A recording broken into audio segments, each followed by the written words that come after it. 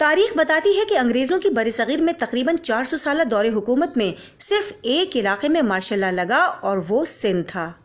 یہ martial law انگریزوں نے اپنے خلاف ہونے والی بغاوت کو کچلنے اور اس بغاوت کے بانی و لیڈر پیر پگارا سید صبغت اللہ شاہ سوریہ بادشاہ کو سزائے موت دینے کے لیے لگایا تھا۔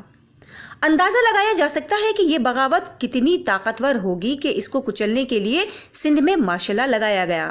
سندھ کے صرف 4 اضلاع میں 30,000 فوج متعین کر دی گئی، ہوائی جہازوں سے بمباری کی گئی اور ہزاروں حروں کو پورے خاندان سمیت جیلوں اور کیمپوں میں قید کیا گیا۔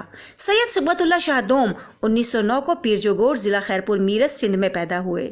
جوانی میں ہی ان کو بہادری کی وجہ سے ان کے احباب اور مرید سوریہ بادشاہ پکارتے تھے۔ سندھی زبان میں بہادر کو سوریہ کہتے ہیں۔ سید صبغت اللہ شہید کی تحریک کا نام ہر تحریک ہے اور ان کا ولولہ انگیز پرجوش نعرہ تھا بھیج پگارا، وطن یا کفن، آزادی یا موت۔ پیر صاحب کو 24 اکتوبر 1941 کو آخری مرتبہ گرفتار کیا گیا، جس پر حروں کی شدید مزاحمت کو دیکھتے ہوئے سندھ میں 20 مارچ 1942 کو مارشل لا لگایا گیا۔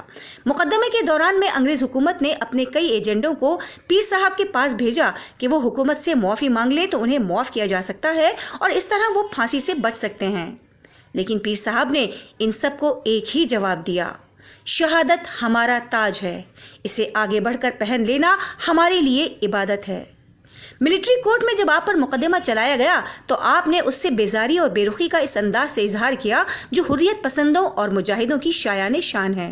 آپ نے مسکراتے ہوئے پھانسی کا پھندا گلے میں ڈالنا پسند کر لیا، لیکن غلامی اور جابر سے معافی طلب کرنے کو ہرگز گوارا نہ کیا۔ پیر صاحب کو صرف 34 سال کی عمر میں حیدرآباد جیل میں بغاوت کے کیس میں مارشل لا عدالت نے جیل کے اندر ہی کیس چلا کر پھانسی دے کر شہید کیا۔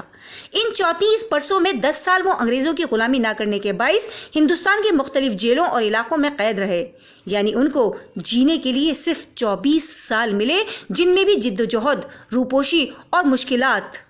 20 مارچ 1943 کو فجر کے وقت انہیں سینٹرل جیل حیدرآباد میں فقط 34 سال کی عمر میں پھانسی دے دی گئی۔ لیکن اس بغاوت اور پھانسی سے بڑا المیہ یہ ہے کہ ان کی لاش کو گم کر دیا گیا اور آج تک کسی کو معلوم نہیں کہ جنگ آزادی کے اس مجاہد کی لاش کہاں دفن ہے۔